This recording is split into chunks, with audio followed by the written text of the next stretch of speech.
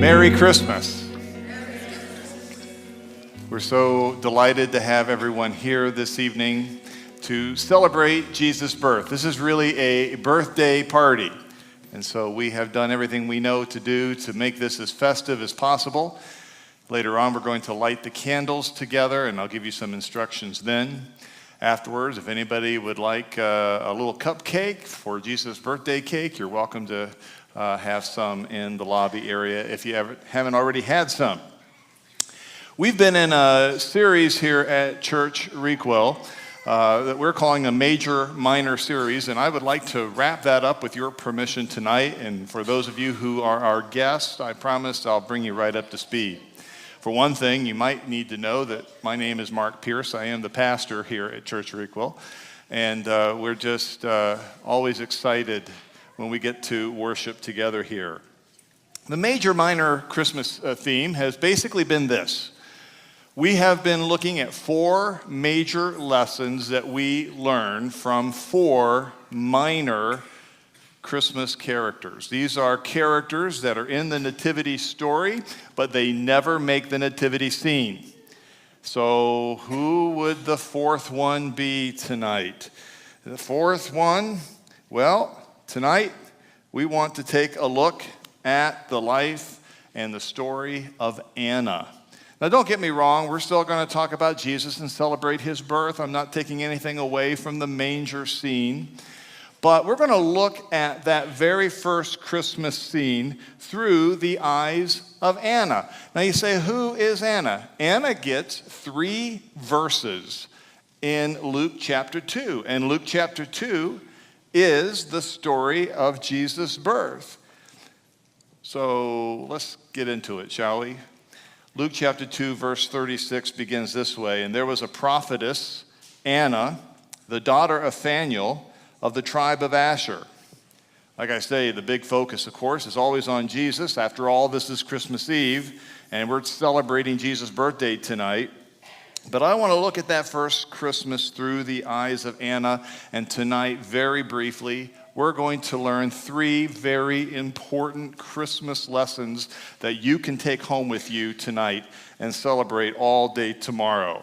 Lesson number 1 from Anna's first Christmas.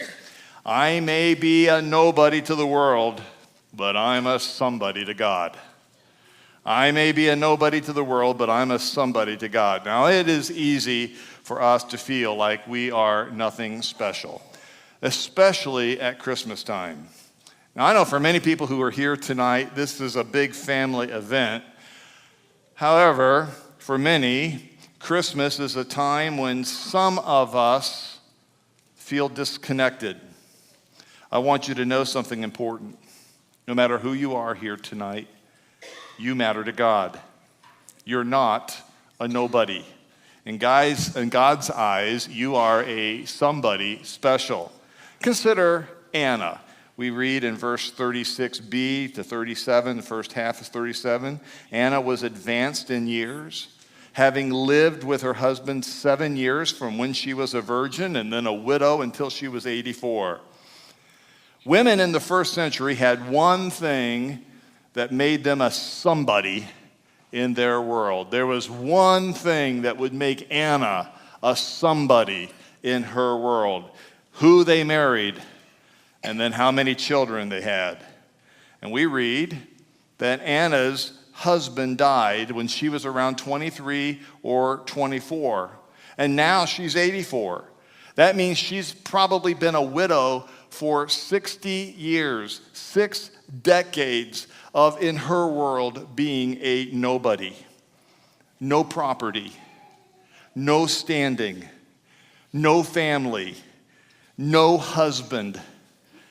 And yet this nobody gets 3 verses in one of the most important chapters of the Bible, Luke chapter 2.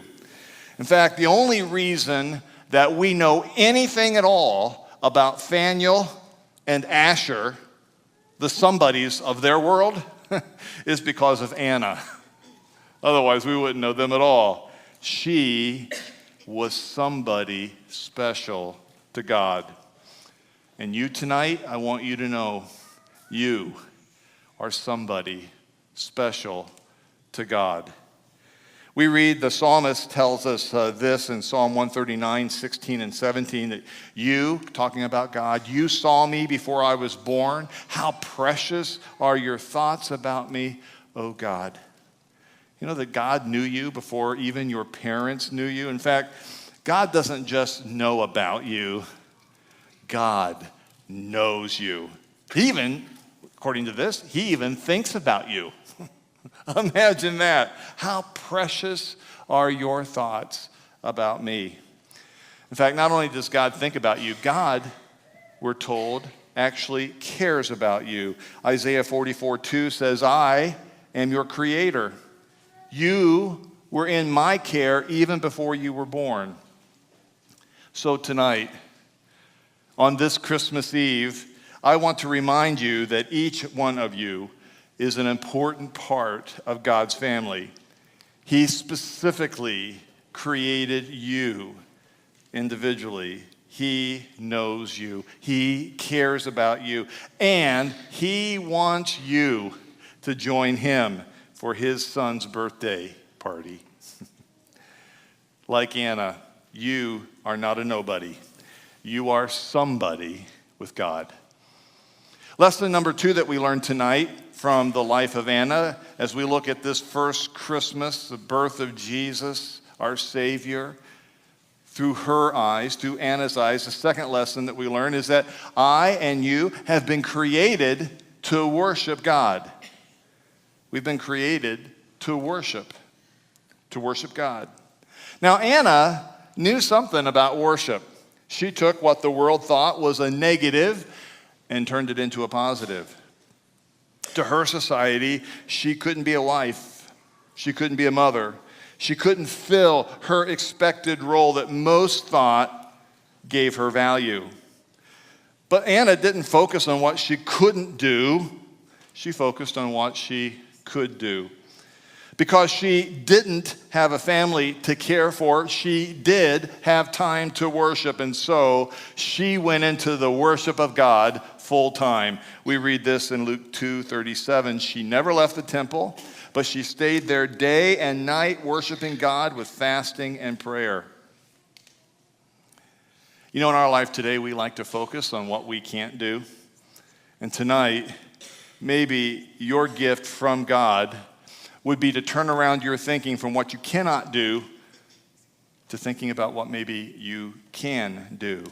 You may even be thinking here tonight that you couldn't possibly do what Anna did, worshiping God full time, going to church 7 days a week. Well, I've got good news for you. You don't have to do what Anna did. You don't have to worship in church, because worship is a whole lot more than what we do here on Christmas Eve, or on Sunday morning, or in church. In fact, worship is anything that you do that pleases God. Anything you do that brings God pleasure, that is worship. And God, my friends, on this Christmas Eve, you need to know God takes pleasure in you. The psalmist tells us that the Lord takes pleasure in his people. So on this Christmas Eve, tonight, for just a moment, I want you to think about your present to God. I know you got lots of presents maybe that you got to figure, and family you got to see, and maybe some of you still have things that got to wrap. My sister-in-law still has to get her Christmas tree up. I'm going to be in such trouble when she hears this. But I want you to know something. Each one of you, including my sister-in-law, is unique. None of us is created in the same way. We all have a unique ability to bring pleasure to God in different ways. We read about the Magi who brought expensive gifts. We read about the angels who brought their singing. We read about the shepherds who brought their curiosity. God created you special, created you uniquely, and each of you have a unique gift to bring to God. I want you to know God is your creator, and he don't make no junk. Whatever you bring, just remember this. Put your whole heart into it. and it will bring him pleasure. Paul writes to the Colossians in Colossae, whatever you do, work at it with all your heart, not working for the Lord, not for men. Anna here stayed as close to God as was humanly possible. And you can do the same. Whatever you do, wherever you go, invite God to be a vital part of your life. And sometimes even God will let you know where you're going and invite you to be a special part of his plans. And that brings us to the very last Christmas lesson that we learned from the life of Anna on that first Christmas and what we bring to our Christmas Eve this evening. Lesson number 3, I and you have a unique purpose to serve God. We each have a unique purpose. I cannot tell you what your unique purpose is, but God can, and he will. After all, he created you. He knows you better even than what you know yourself. And God knows what his plan is. He knows what's going on. He has his plans, and he knows just exactly where you would fit into those plans. Now, in Anna's case, she might have been inside the temple worshiping, and God moved into her heart and into her life to go outside to where Mary and Joseph and Jesus were. Or maybe God just orchestrated the coincidental bump into Jesus' earthly parents. All we know from the scripture, from this last verse, is that it happened at just exactly the right moment. Dr. Luke tells us this in Luke 2:38. At that moment, she, Anna, came up to Mary and Joseph and began to thank God. She spoke about the child to all who were waiting for God to set Jerusalem free. I'm here to tell you tonight that God has a plan that is just as exciting for you. A plan where you can help encourage others, just like Anna encouraged Joseph and Mary. A plan that will bring out the automatic thanksgiving from you so that you can be used by God. Because you know, when you get to be used by God, there is just nothing better. It is a gift from God that becomes your gift to everybody else. And this was nothing new in the life of Anna. God has been doing this all through the Bible with all the Bible characters, and he continues to do it for the 2,000 years since, and will continue to do it until the day he comes back. Everything finds its purpose in God and in his plans. Everything. Think of that. Again, back to Colossians, everything, absolutely everything, above and below, visible and invisible, everything got its start in him and finds its purpose in him. This same babe that we celebrate tonight in the manger is the same one who, with his very words, spun everything that you know in the universe into place. So when God says everything, he means it. Everything. Absolutely everything. And that everything includes you. Tonight, you may think that you're just here at a candlelight service, and it may just seem to you to be accidental or coincidental that you're here tonight, but I want you to know God has a reason for you to be here. He has a purpose for you, and he wants to reveal it to you. A purpose so amazing that it will give you reason to wake up in the morning and to keep you going all day long. A purpose that gives you the assurance that God is alive, that God is well, that God is working out his plan, and that God is using you and your unique gifts just exactly the way he created you, that you might bring him glory. If you're here tonight and you don't have that sense of purpose, I'm guessing that you may not also have that sense of peace that transcends all understanding. On this Christmas Eve, as we celebrate the peace of Christ, we remember that this is a tough world. It's not perfect. Evil does abound. Things don't work out the way that we want them to. And the only way that we ever know real, true peace is to know God's peace. And this gift to you from God can be yours on this Christmas Eve. Again, Isaiah 26:3, our last verse tonight. You, Lord, give perfect peace to those who keep their purpose firm and put their trust in you. Now, notice too, descriptions of the people who received God's perfect peace in this verse that you can see up in front. Number one, those who keep their purpose firm. And two, those who put their trust in him. So how are you doing on those two? Do you know his peace? If not, check your heart on those two descriptions. Is your purpose firm? Do you know God's purpose for your life? Are you living out his unique purpose as best you know how to? And then secondly, have you put your trust in him tonight? Are you trusting him completely?